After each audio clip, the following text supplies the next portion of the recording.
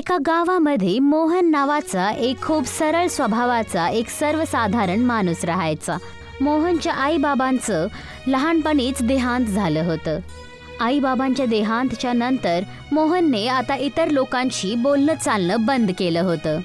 त्याच्या आत आलेल्या ह्या परिवर्तनाला गावाचे सगळेजण महसूस करू शकत होते. एक दिवसाची गोष्ट आहे.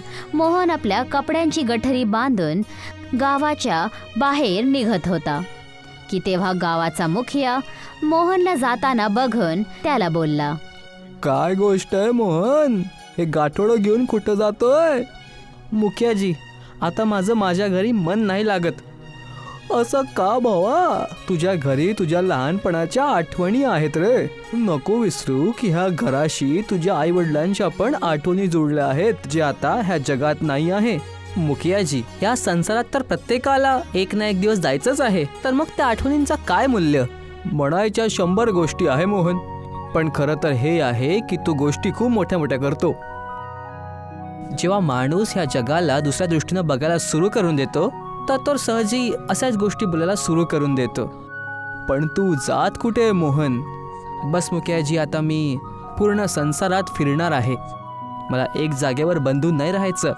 समजून घ्या की हा सर्व संसारच आजपासून माझं घर आहे. माझ्या शुभकामना तुझ्या सोबत आहे मोहन, पण आपल्या गावी कधी ना कधी नक्की येशील. जर देवाची मर्जी असली तर आपल्या गावाला नक्की परत येईल. एवढं बोलून मोहन आपल्या गावाच्या सीमेच्या बाहेर निघून गेला. आपल्या गावाच्या खूप दूर एका जंगलामध्ये झोपडी बांधून तो राहायला लागला होता. एक दिवसाची गोष्ट आहे. मोहन जंगलामध्ये लाकडं कापण्यासाठी निघाला होता, पण संध्याकाळी जेव्हा तो घरी आपल्या परत आला तर त्याची झोपडी पावसाने वाहून गेली होती. वाटतंय मला आता इथनं पण जावं लागेल. झोपडीचे तुटायचे संकेत बहुतेक हेच आहे की देवाला नाही पाहिजे की मी ह्या जंगलात राहावं. एवढं बोलून मोहन तिथून निघून गेला आणि एका दुसऱ्या गावामध्ये पोचला. मोहनच्या चेहऱ्यावर हा उजळपणा बघून त्या गावाचा मुखिया मोहनच्या जवळ येऊन बोलला, तुमच्या चेहऱ्यावर तर अनोखा तेज चमकत आहे. तुमचं नाव काय आहे? तसं तर माझं नाव मोहन आहे, पण बहुतेक तुम्ही मला चुकीचं समजत आहात. मी तुमच्या गोष्टीचा अर्थ नाही समजलं. तुम्ही आता बोलले ना की माझ्या चेहऱ्यावर तेज झलकत आहे, पण मी तर एक साधारण मनुष्य आहे. आमच्या गावामध्ये अतिथींचा खूप सत्कार करायची परंपरा आहे. तुम्ही आमच्या गावाचे अतिथी झाले. आजपासून तुम्ही माझ्याच घरी थांबणार नाही. हा पूर्ण संसारच माझं घर आहे, म्हणून मी तुमच्या घरी नाही राहू शकत. ठीक आहे, कमीत कमी तुम्ही एक रात्र तर माझ्याचकडे थांबू शकता ना. आम्हाला आमच्या अतिथीचा सन्मान करायचा मौका द्या. जर तुम्ही इतका आग्रह करत आहात तर मी थांबून जातो. चला. मुखिया मोहनला आपल्या घरी घेऊन गेला आणि त्याने मोहनची खूप जास्त खातिरदारी केली. जाताने मुखियाने मोहनला खूप सगळे लड्डू देऊन विदा केलं. रस्त्यात जर तुम्हाला भूक लागली तर हे लाडू खाऊन घ्याल. तुमचा खूप खूप धन्यवाद मुखियाजी. एवढं बोलून मोहन तिथून निघून गेला. मोहन खूप वेळापर्यंत पायी पायी चालत होता. असंच चालत चालत मोहन आता एका दुसऱ्या गावापासून निघाला. दुसऱ्या गावामध्ये त्याची नजर एका म्हाताऱ्या माणसावर पडली, ज्याच्या डोक्यातून रक्त वाहत होतं. काय झालं? तुमच्या डोक्यातून हे रक्त कसं वाहत आहे? तुम्ही ठीक तर आहात? तू कोण आहेस बाळा? ह्या गावाचा तर वाटत नाही. हो काका, मी ह्या गावाचा नाही आहे, पण तुम्ही सांगितलं नाही की तुमच्या डोक्यातून हे रक्त का वाहत आहे? मी 3 दिवसापासून उपाशी आहे बेटा. भुकेने माझी हालत एवढी खराब आहे की माझ्याकडनं काही बोलणं होत नाहीये. माझ्याकडे फक्त हे लाडू आहे बाबा, तुम्ही यांना खाऊन घ्या आणि सगळ्यात पहिले तुमच्या भूकला शांत करा. मी नाही खाऊ शकत. का नाही खाऊ शकत? जर मी तुझे दिलेले लड्डू खाल्ले तर चौधरीचे माणूस तुला वाईटपणे मारतील आणि मी माझ्यामुळे तुला निर्दयपणे मार खाताना नाही बघू शकत. ते माझं काही नाही करू शकत. तुम्ही निश्चिंतपणे होऊन तुमची भूक शांत करा. तुम्हाला ह्या वेळेस जेवणाची खरंच गरज आहे. तुझं खूप खूप धन्यवाद बाळा. नाहीतर 3 दिवसापासनं मी ह्या गाववाल्यांना जेवण मागतोय, पण कोणी मला एक रोटी पण नाही दिली. मला आता सांगा की तुमच्या डोक्यापासून रक्त का निघतंय? आमच्या गावाचा एक खूप क्रूर सुभेदार आहे, जो भोल्या भाल्या लोकांच्या जमिनीवर अवैध रूपाने कब्जा करून घेतो. जर कोणी त्याच्या विरुद्ध बोलतो तर तो त्याला मारून लहूलुहान करून टाकतो आणि गावात हे ऐलान करून टाकतो की कोणी त्याला राशन पण नाही द्यावं. मी पण हीच चुकी केली आणि माझा हा हाल होऊन गेला. तुम्ही काही चूक नाही केली बाबा. तुम्ही तेच केलं जे तुमच्या अंतर्मनानं सांगितलं, आणि आपलं अंतर्मन कधी खोटं बोलत नाही. तो तर खूपच चांगल्या स्वभावाचा माणूस जाणवतोय बाळा. खरं तर हे आहे की तुझ्यासारख्याच माणसाची ह्या गावात खूप आवश्यकता आहे. कारण गावचा जमीनदार चौधरी गावच्या सगळ्या भोल्या भाल्या युवांना बिघाडत आहे. तो त्यांना जुगार खेळायला लावतो, चोरी करायला लावतो. गावातले खूपसे नौजवान आता आपल्या आईबाबांची गोष्ट पण नाही ऐकत. तुम्ही चिंता करू नका बाबा. मी पूर्ण प्रयत्न करेल त्या सगळ्यांना सुधारायचं. मोहन एवढं बोललाच होता की तेव्हा चौधरीचे काही गुंडे तिथे पोचले आणि त्या म्हाताऱ्याच्या हातात लड्डू पाहून रागात आग बबूला झाले. त्याच माणसांमधला एक माणूस बल्ली, जो की जमीनदारचा खूप खास माणूस होता, तो रागात मोहनकडे बघून बोलला, हा बड्डाला लाडू कोणी दिला? यांना लाडू मी दिला. काय तुम्हाला बोलायची थोडी पण इज्जत नाहीये? हे वयानं तुमच्यापेक्षा किती मोठे आहे, हे तुमच्या वडील समान आहेत. तुम्हाला यांच्यासोबत अशा याच्यात बोलणं बिलकुल चांगलं शोभत नाही. ज्याने केली शर्म त्याचे फुटले कर्म, ही कहावत तूने ऐकली का? नाही, मी तर फक्त एवढं ऐकले की करा चांगलं तर होईल चांगलं. मी फक्त चांगलंच बोलतो आणि चांगलंच बघतो. तर मग वाईट काय असतं हे मी आज तुला सांगतो. एवढं बोलून बल्लीने एक जोरदार मार मोहनच्या कानाखाली दिला. मार खाऊन मोहन हसायला लागला. बल्लीने एक दुसरा मार पण त्याच्या गालावर दिला. दुसरी मार खाऊन पण मोहन हसतच राहिला. मोहन तसाच हसत राहिला. बल्लीने आता खूप जास्त रागात येऊन त्याला खूप सगळी मार द्यायला सुरुवात केली. अरे भावा, तू कुठल्या मातीचा बनलाय रे? मी तुला एवढ्या झापडा मारल्या तरी पण तू सतत हसतच आहे. काय तुला राग नाही येत? जर ह्या गावात मला येऊन झापड खायला मिळतंय तर याच्या पहिले मी ज्या गावात गेलो होतो मला हा लाडू तिथेच खायला मिळाला होता. हिंसाचं उत्तर नेहमी हिंसा नसतं आणि अहिंसा नेहमी हिंसावर भारी पडत असते. मोहनचं बोलणं माहित नाही बल्लीवर काय असर झालं की तो तेथून निघून गेला. तो म्हातारा माणूस मोहनला आपल्या बरोबर आपल्या घरी घेऊन आला. काय तुम्ही घरी एकटे राहता बाबा? हो बाळा, पण मी नेहमीपासून एकटा नव्हतो. काही वर्षांआधी माझी बायको पण माझ्यासोबत राहत होती, जिचा स्वर्गवास झाला. तो गेल्यावर माझा एकुलता एक मुलगाच माझा सहारा होता. पण काही वेळाआधी तो पण मला सोडून शहरातल्या रंगिनीमध्ये जाऊन हरवून गेला. आजपासून तुम्ही मला आपलाच मुलगा समजा.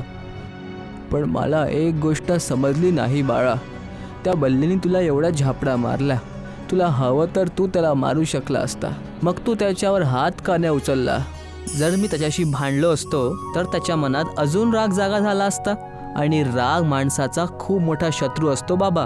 राग प्रतिशोधच्या भावनाला जागवून टाकतो आणि माणूस माणसापासून जनावर बनून जातो. आता तुम्हीच बघा, जेव्हा मी त्याच्यावर हात नाही उचलला तेव्हा तो चुपचाप तिकडनं चालला गेला. तुम्ही त्याला जाताना तर बघितलं, पण मी जाताना त्याच्या चेहऱ्यावर एक आत्मग्लानी बघितली, जी बहुतेक तुम्ही नाही बघितली. तू एक खूपच ज्ञानी वाटतोय रे. जेव्हा तू गोष्टी करतो तेव्हा असं वाटतं की बस तुला ऐकतच राहावं. म्हाताऱ्या माणसाचं बोलणं ऐकून मोहन हसायला लागला. त्या दिवसापासून मोहन त्या म्हाताऱ्या माणसाबरोबरच राहायला लागला. काही दिवसानंतर मोहन एका खंडरकडे पोचला, जिथे गावाचे तरुण युवक जुआ खेळत होते. मोहनला बघून एक युवक मोहनकडे बघत बोलला, तो इथे का आला आहे? काय तुला पण आमच्यासोबत जुगार खेळायचा आहे? नाही, मी तुम्हाला इथे हे सांगायला आलोय भावांनो की जुगार चांगली सवय नाहीये, खूप वाईट गोष्ट असते ही. पण आम्हाला तर हे खेळण्यात खूप आनंद येतो आणि बिना मेहनत करून आम्हाला यात खूप धन मिळून जातं. आणि जेव्हा तू जुगार हारून जातो त्यानंतर काय होतं? काय तू कधी हा विचार केलाय? त्यानंतर तर काहीच नाही होतं. त्यानंतर तुझ्या कुटुंबाला उपाशी राहावं लागतं. तुझे आई बाबा, जे चौधरीपासून कर्ज घेऊन येतात, तोच चौधरी त्यांना अपमानित करून त्यांचे भारी व्याज बसलतो आणि तुमची जमीन ज्यावर तुम्ही शेती करता त्यावर अवैध कब्जा करून घेतो. पण तुम्ही बघून पण अनदेखं करून टाकता, कारण चौधरीनं तुम्हाला जुगाराची लत लावून टाकली आहे. ह्या जुगारानं तुम्हाला तुमच्या जीवनाच्या लक्ष्यापासून भटकवून ठेवलंय. जर तुम्ही आत्तापासून जुगार सोडून मेहनतीनं आपल्या शेतावर कार्य करणं सुरू करून टाकाल तर माझ्या गोष्टीवर विश्वास ठेवा, तो दिवस दूर नाही जेव्हा तुम्ही चौधरीपेक्षा जास्त श्रीमंत होऊन जाईल. हे तर आम्ही कधी विचारच नाही केला.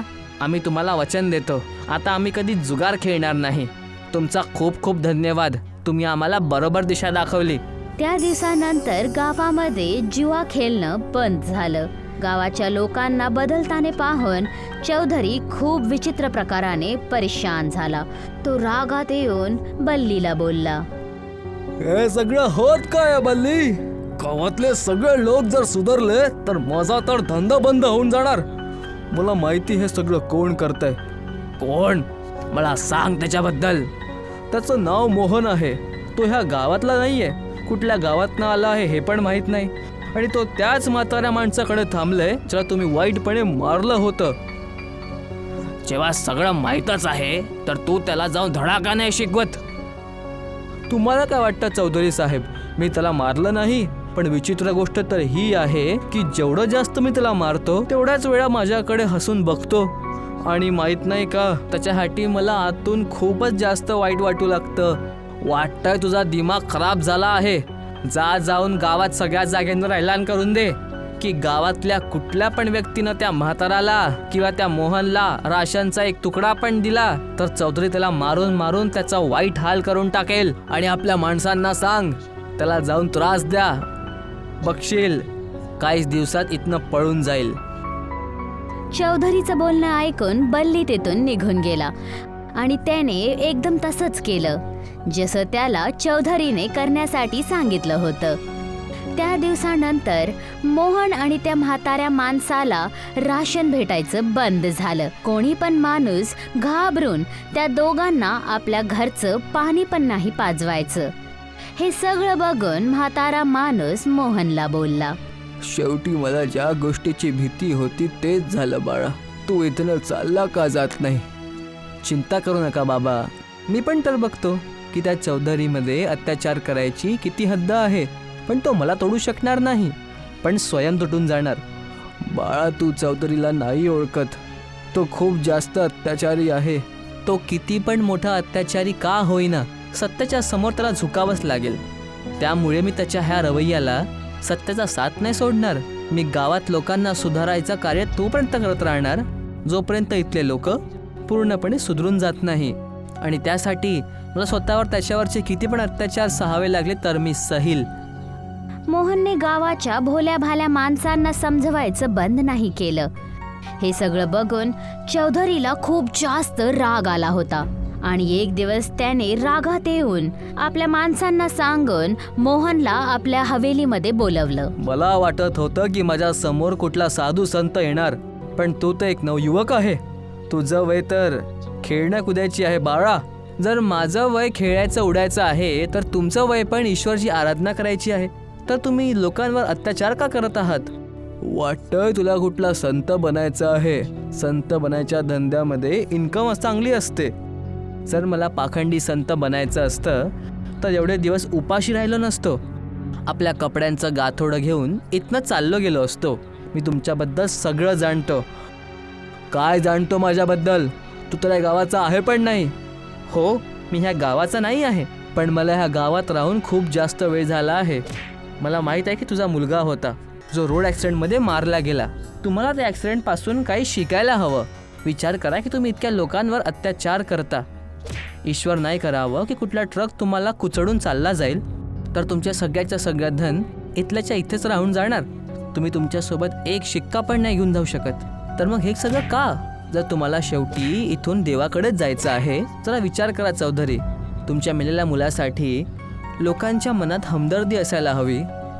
लोक त्याला शिवाय देतात तुमच्या स्वभावामुळे. जर काही करायचंच आहे तर काही असं करा ना की लोक तुम्हाला आशीर्वाद देतील, ना की कुठलं असं कराल की इतिहासात तुमचं नाव काळ्या अक्षरात लिहिलं जाईल. मोहनच्या बोलण्याने चौधरीच्या मनामध्ये माहित नाही काय असर झाला. चौधरी सुधरून गेला. मोहनकडे तो बघून बोलला. मला क्षमा कर बेटा, माझ्याकडनं खूप मोठी चूक झाली. आजपर्यंत जितक्या पण जमिनीवर मी कब्जा केला आहे त्या सगळ्या जमिनी परत करून टाकणार आणि आजपासून मी देवाची आराधना करणार. आज तर तू माझ्याच घरी राहशील. नाही चौधरी साहेब, आता माझा जायची वेळ झाली आहे. मला आता माझ्या जीवनाचं लक्ष मिळालं आहे. मी आता प्रत्येक गावी जाऊन लोकांना सुधारायचं काम करणार. ईश्वर तुला नक्की ह्या कामात सफलता देणार. काय तू जाणतो, तुला जी गोष्ट मिळाली आहे त्याला वरदान म्हणतात.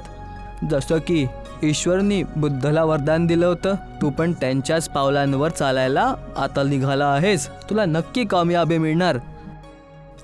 चौधरीचं बोलणं ऐकून मोहन हसत हसत त्या गावाला सोडून निघून गेला.